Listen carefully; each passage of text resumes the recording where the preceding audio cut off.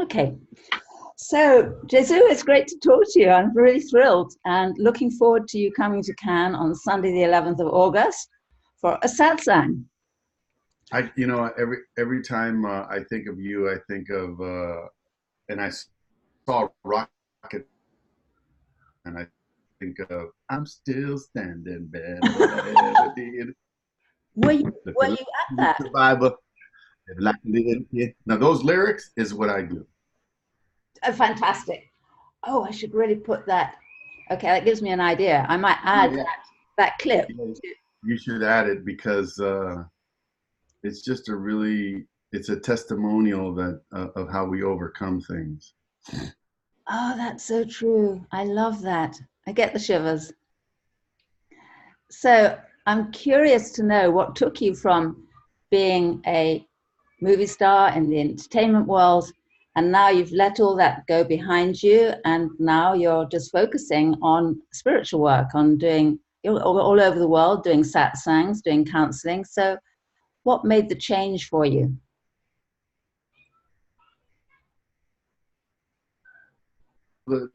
It started with I had a great teacher, John Roger, and I worked with him closely, and he passed away. My career started to slip down. John Rogers is this amazing teacher, and I learned so much, and he was a good role model for me. Mhm. Uh, I I had a broken family growing up, so he came in. I did a bunch of trainings, and he just had simple teachings in and out. And I watched his ease on passing away into the spirit or dying, Mhm. and it was pretty rough for me and our other friends that helped him. And that set the course. There's always something dramatic in people's life that will either make you strong or kill you, essentially. Mm. And that was so profound that I shifted. I ended up putting myself during the grief into a mastery in spiritual psychology, University of Santa Monica for 3 years. I wrote a book about, it's called The Love of Master, about just loving, that's really what ultimately he was about. And that's what I want to be about. And then I've always loved the simple words of Indian words like seva means service, satsang means get together and share with one another about truth. And in that, uh, I have friends all over the world, you in France, and they were his friends. And over the 30 years, I've known you, known others. And so I thought, I can't stay at home and curl up into a hole. I have to go out and see my friend JR in others. So I traveled the world, and what I found was I was comforted by, in not to be so cliche, but in Jesus's words, when two or more are gathered, and that's satsang. That's Indians are saying it. The Christians said it, or Jesus being a Jew said it. And so then I said, well, wait a minute. Let me get together with my friends, two or more are gathered, and then I started to feel the inner thing like as if he was there. And so I went for the last 5 years. He passed in 2014. And at the same time, as I shifted, I didn't have the same consciousness of going back to acting. And I think I retired last year officially because I took my pension. I'm a member of the Screen Actors Guild. It has a pension. I've done 71 jobs, 71 movies and TV shows. Yes. And then I took a pension, and I said, I'm done. I don't have.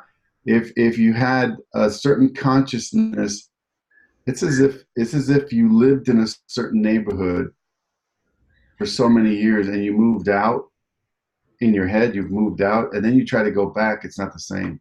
Mm. And I couldn't look at it the same way. And then I lived Joey Hubbard calls it a paradigm. You know, I call it limited belief. I lived in the belief, a limited belief of I can't do anything other than acting. If I don't do acting, I'll die. See, those limited beliefs stop me from educating myself. And I took a chance. I jumped off. I listened to a lot of intuition, and that's what we can talk about in our satsang. Listening to your intuition and not your fear, and not your reptilian brain, which is when you know, in America we have an Excel sheet, Microsoft Excel sheet. When it opens up, it has columns. So it's very sequential, and you know, these numbers and these numbers and these numbers. So that if you owe money, or you've got issues with money, or you fear the future, anxiety, that causes reptilian to go savagely self-preservation crazy. Mm-hmm. And I'm more of an artist. I've developed a lot of the right brain artists, singing, dancing, reptilian, and not reptilian, intuitive. And one of the things that I was talking to you about earlier was, and we look out into the ocean, it reboots your brain. Beautiful things in nature reboot your brain. Forests, wilderness, oceans, and then you can easily go to right brain. And so all that, I'm saying all that because that's what I did. Mm-hmm. Mm. So would you say that your acting career has informed anything that you're doing now? Although you're not doing acting, has it informed anything about the way you approach the work you're doing now, or is it totally behind you?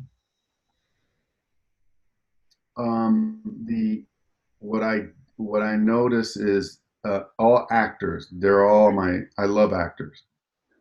Actors struggle with sacred cows, which are recognition. That can drive you crazy. I no longer seek recognition. Mm-hmm.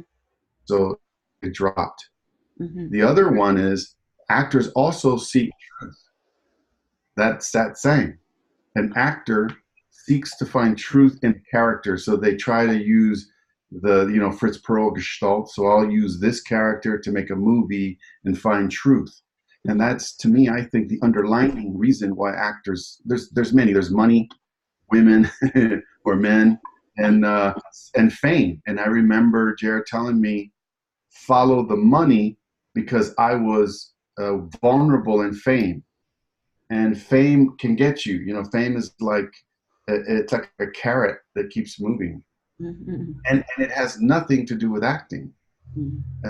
The more serious actors that are really great actors try to find truth in their characters, which is essentially giving them one moment of clarity in themselves, because they're moment to moment. So this is kind of like the mysticism of acting, really. And it's really in everything. It's in Chinese, in Japanese. When the Japanese look at a garden and they stare at the stone, they're trying to find the Taoism. You know, so there's a lot of, in westernized, you know, culture, it can be entertainment. There's something that the artist gets from it. I don't seek that. I'd rather do more of service and recognition. Mm-hmm. Like, we have egos. I can't get rid of this ego, and nor do I want to. I totally accept it and love it. And I disagree, based on my teaching, my learnings of JR, is like, you need the ego to go and do what you do, Anne, and what I do, to live in this 10%. We need egos. Mm-hmm. And then the thing is to make sure that our ego doesn't take off. So we need to bring it back and be more centered, authentic, mm-hmm. and do things according to an inner master calling. Mm-hmm. So what I'm hearing you say, so the word that keeps coming up is this idea of the truth. Yeah. And listening to the truth. And it sounds like you're probably interacting with different nationalities as you go around the world. So there's not one faith that you're relating to, it's the truth within any faith that a person has. Is that accurate? Yes, the best truth is the inner truth, not not the faith, not necessarily the religion or the faith, because faith is good to have, but you need to have something more in here, like more of a connection with spirit, with God, and that could be anything. That could be any, you know, in truth, all religions have a truth in themselves, but then the reader of the book of the religion has his own truth, and so then truth is really a perception.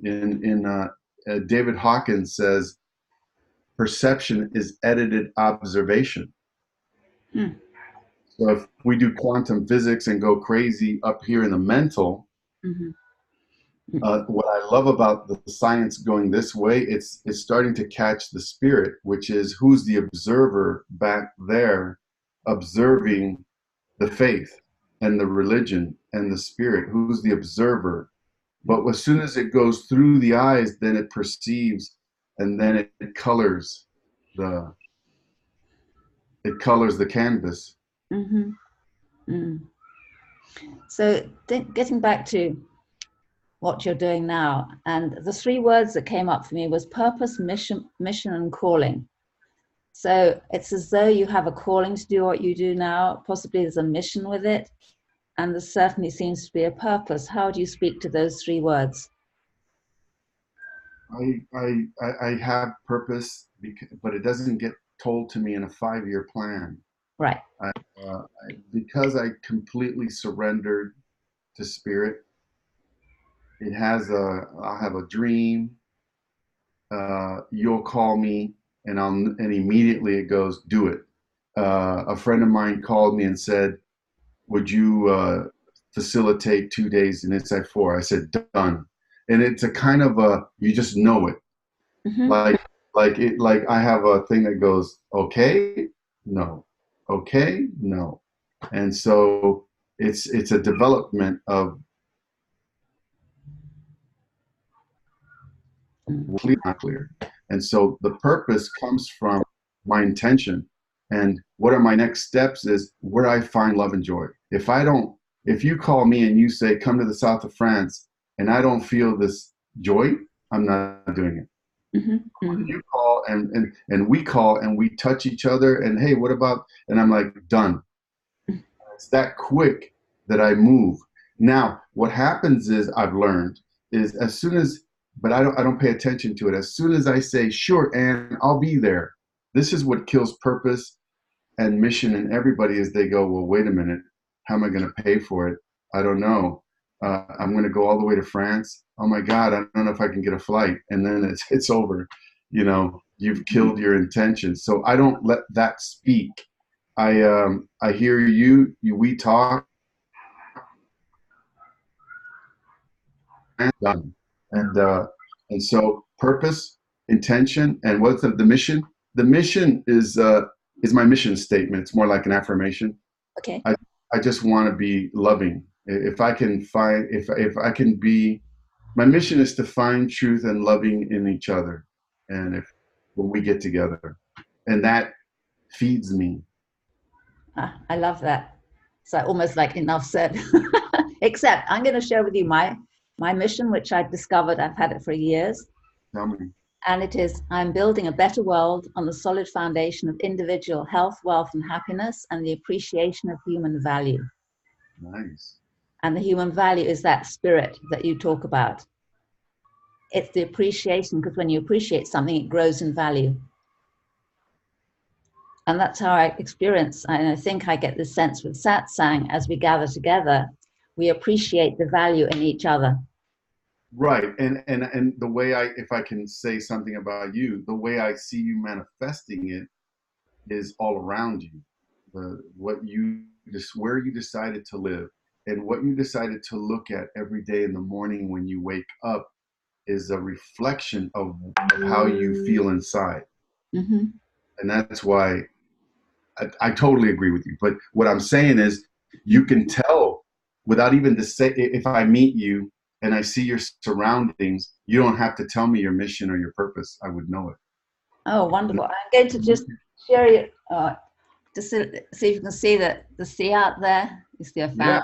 Yeah. No, you demonstrate what you're saying. That's most people get up and say, "Well, I'm really loving," and it's not. You can tell by what their outlook is. So you decided to paint a canvas, and your canvas is exactly what I just saw. What in the beauty around you, and how you, and that's the value. What was your last thing? The value. The last line is the appreciation of human value, because There you go. my experience with spirit is it's expansive and it's growing. And so much of the world is in contraction, like you described the reptilian brain and the why you can't and everything. But my experience with the spirit, which I learned from John Roger myself, is that we're in expansion and the world is getting better in spite of what sometimes it looks like on the outside. Right. And I agree with you. And your the way you can't like Jared says, you can't identify that if you don't have it inside you already. Mm-hmm. So you're demonstrating what you have already inside of you, and you're sharing it. Mm-hmm. And I agree with you. What's happening in the world, one of the things I do is I don't allow it to enter my sanctuary of peace inside. Mm-hmm. So it doesn't bother me what's going on in the world. Meaning, uh, I won't let it come in. And what I do is I just send light and good vibes to it. I don't want to contribute into the more negativity by being an againstness. Mm-hmm. I just send light to our president in the United States, Of course. and I send light to Brexit. I send light to everything and go. One of the things that I learned at USM was I just don't know. And when I judge, I pretend I know something, Yeah. and so therefore I don't know anything like that. I don't know what the higher hierarchy of spirit is doing and allowing, so therefore I won't judge it. I can't, so I Yeah. won't. Well, I have it about, I was looking recently, not recently, maybe a couple of years ago, looking at all the judgments I had against myself. And I suddenly realized I don't know enough about myself to judge myself. It's really, I love that. I love that. yeah, we don't know enough about anything. And the thing about it is we can get distracted by the news and the stuff that's going on in the world and all that kind of thing. But I keep looking at the higher picture, as you described, this higher level. And when something happens, there's a wonderful saying, there's a TED talk I've been watching recently, good or bad, who knows? It's like we can judge something one day and something can show up the next day and we just don't know. So we don't know enough to judge. And I think that's a beautiful thing to carry. By the way, that would be a great quote for your next book, which is I don't know enough about myself to judge myself. Okay. And you know that my favorite Terry Cole Whitaker quote, she wrote a book called What You Think About Me Is None of My Business. Yes. I love that. It's so true. And JR had a quote that said, primarily most of the things here on earth, there isn't a right and wrong, but only as you label it. And the less judgment on that, the more neutral you can be. Yeah. Well, That's pretty deep to say. And ultimately, all the masters talk about when you hit this supreme level, there is no right, there is no duality. You're above the duality. mm, So then therefore it just is. And if you get into the isness of it, mm, I mean, you can have your preference. Like I prefer not to be in America in the politics. I prefer to be in the south of France, looking at the ocean with Anne Naylor. sure. That's my preference. Yes.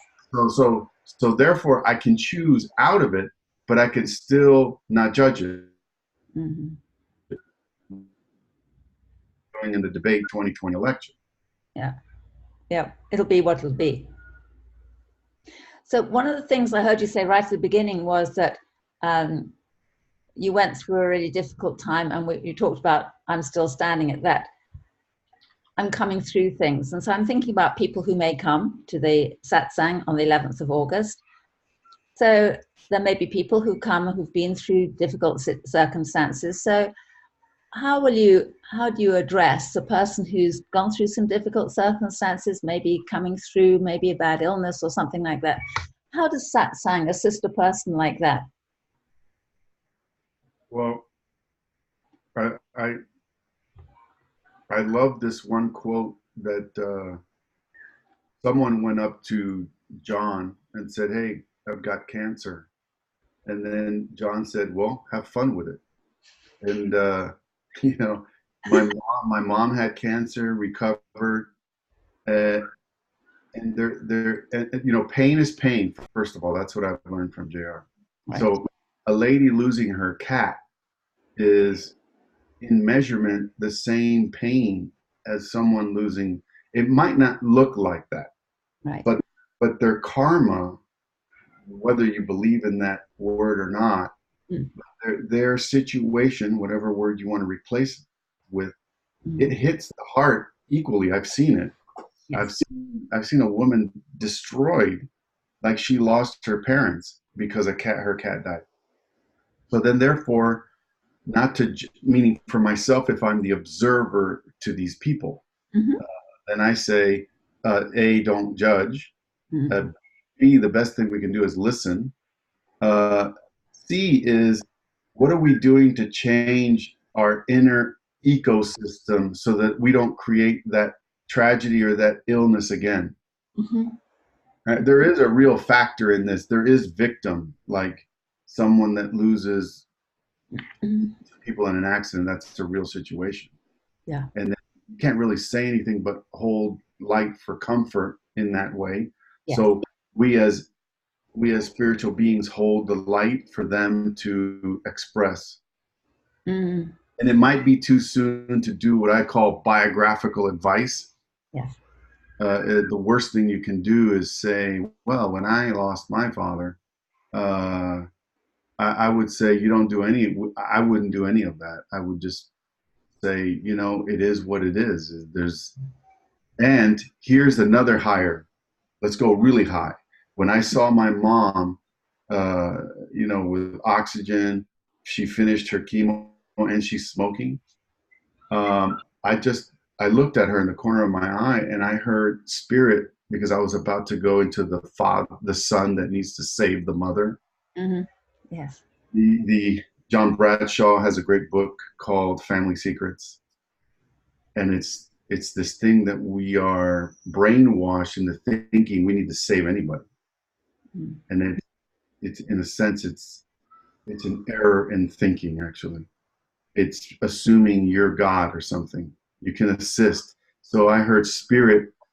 Essentially, I have my conversations with spirit and JR, and it was like, hey, why are you interfering with karma that she has? It's none of your business. Mm-hmm. It's between God and her. Mm-hmm. And it was a slap in the face. And I went, oh my God. And I quickly gave her a hug and left and went back home because I was running out of time and I had to leave. And So you were with her this summer, weren't you? I saw yeah. photographs, and she looked great. Oh, she survived and came to conference. Exactly what I heard in spirit was leave her alone. Because she had a process that she had to go through with her maker, her Yeah. God, Right. and JR. She works with JR spiritually. So my thing is that if I interfered with her, then I'm taking on some karma that is not mine. Whether you believe karma or not, Yeah. we can change the wording. And it's like some people get overly responsible with someone else, and then they get the crap. If you want to call it out of the mia, the French word for pooping. Mad. I think you mean mad. Yeah. That works. But the key thing is when you see someone sick or someone going through, and if people come, what we offer is when two or more are gathered, we create a force. Spirit does, but Anne and I and Nicole's coming, and we create a area in which there's comfort by bringing in the spirit, and the magnetic light is with the spirit. And when two or more gathered, Christ is there, whether you want it or not, but the energy's there. A healing energy is there. And then it provides an area for you the person that's going through something, Mm-hmm. to be comforted at the least. Yeah. rather than be at home in your misery. Yes. So when you come out of that and you come to a satsang, Mm. you're saying to the big woman, man up there, I really would like this to go away. And generally, you can look forward to not it going away, but that God gives you the strength to overcome. Mm. And that's what that to me is like at the really bad point in my life. I had a dream. You know, Elton John was still is my hero, the music I grew up with. Oh. So I had a dream of Elton John and his music. So I was like, what is it? What is it? So it was a key in, like, I get deja vu dreams, and I get dreams that tell me their landmark points of my life. So when I had the Elton John dream, it was to listen to that music to comfort me. And then Rocket Man came out, Yeah. which is a flag post that my life would change and shift when that movie came out. Now, I didn't know all that when I had the dream, but I write in journal writing, which is what I recommend people do, because oh my God, Rocket Man came out. I had the dream. It connects. Everything is connecting dots Mm. journey. And what I would say is, for me, the "I'm still standing" is what I hear in my head. The lyrics are fantastic because he goes, living like a little kid. And to me, it's like, that's my life, is that I live it like a little kid, not like a child. And a little kid to me means the innocence. You Yes. know, like JR says, innocence, and Christ said, woe, let the children come unto me, for that's the kingdom of heaven. You know, that I'm ruining the quote. It's horrible. But basically, if we look at kids and we can copy the innocent part, Yes. uh, and so every day there's some newness. And you and I had a great time the last couple of years when we went just driving around. I think I rented a car, and I just felt new, you know, and we were playing around with the music. So if you can, just that's the thing about artists and actors and singers, is that in some way, if they go into that innocence, they nurture themselves. Oh, yes. The two words that I heard them inwardly as you were talking earlier, was openness and surrender. Yes. And that's like the childlike quality. I'm just open. And one of the games I'm playing at the moment is every day I note something to celebrate and be grateful for. So at the end of the day, I look at what did I celebrate today? Yeah. And so it's cultivating that consciousness of celebration. Yes. And I've been around you, you have freshness. Yeah. And I know we're all getting older. The thing to do is to act as if you still have that innocence, and you bring an aura to you where people like, hey, let's hang out with Anne, or let's go hang out. What's going on with her? Instead of like, oh no, let's not go over there. She's always angry. And my thing is, it's the constant of peeling off old skin so that you could be fresh and look things new and not so. And that's why I love traveling, because it changes anything where it's going to go, oh my God, oh, that again. Oh yeah. You look down on life, you're a defeatist and a finalist, where, oh no, it's going to be, I'll never love again. These limited beliefs, and what comes out of our mouth. What does JR say? What you think, you become. Exactly. It's the inner world that we have dominion over potentially. If you think it, if you say, oh, I'll never love again, then you will have it. Exactly. Yeah, I say age is a number, aging is an attitude.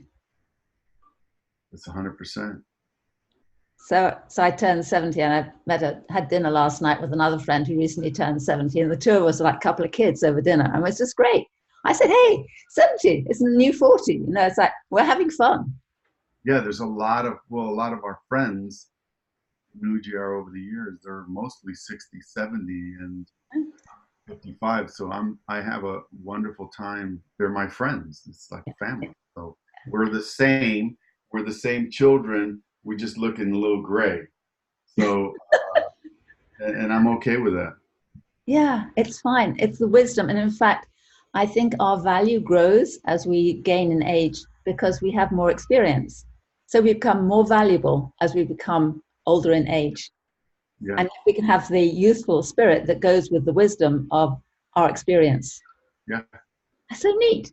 Now's the time, and I mean, my girl is 11 years younger. I tell her, look, we don't have a lot of time. Let's do it. Let's do what we want to do in life, and because it's going to go quick, and you want to be able to go back. You want to be able to be present and say, I did everything. Now, what do you want me to do, Lord? Yes. And that's where I'm at now. So when you talk about purpose, it's like I surrendered. The best thing I did was give up a lot of control. And it was really done for me. You know, I had to move out of the house where JR lived, and I had to do my own thing. And because once he passed, I was like, wow, that was a big chunk in my life that I loved being with. Now, what do I fill up that hole with? Yes. And the best thing I did was fill it up with everybody that was his friend. Mm.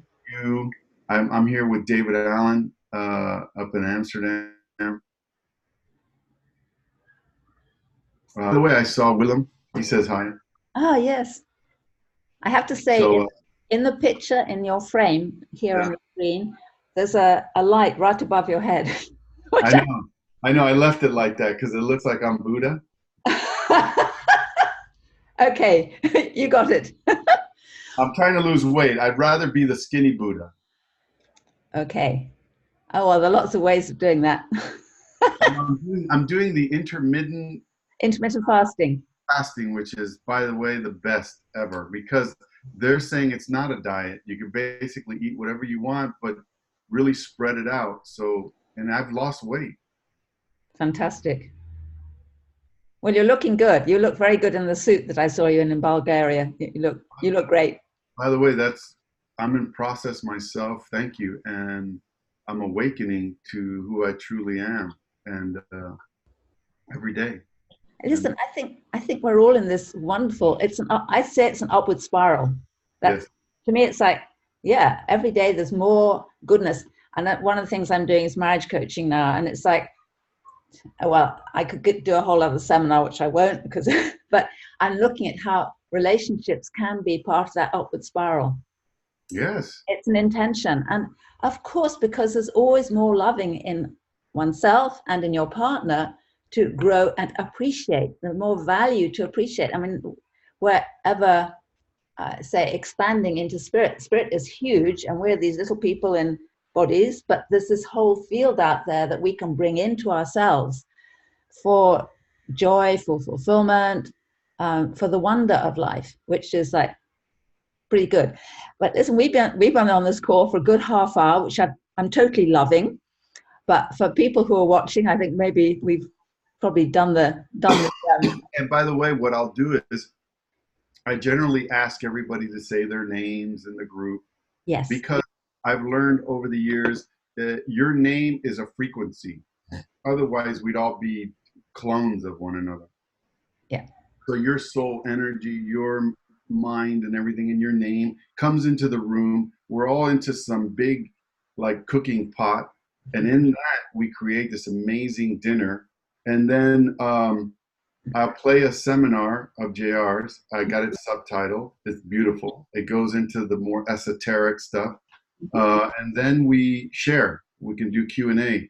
Mm-hmm. And what we create, what I create is only a gathering in which the higher spirit, the higher power works with you. Whether you want it in or out, it's up to you. And so at that point, the best and the least is that we provide a comfort for you to Yeah. just let loose, and you can share. And sometimes the speaking of what is bothering you comes out. Yes. It goes there.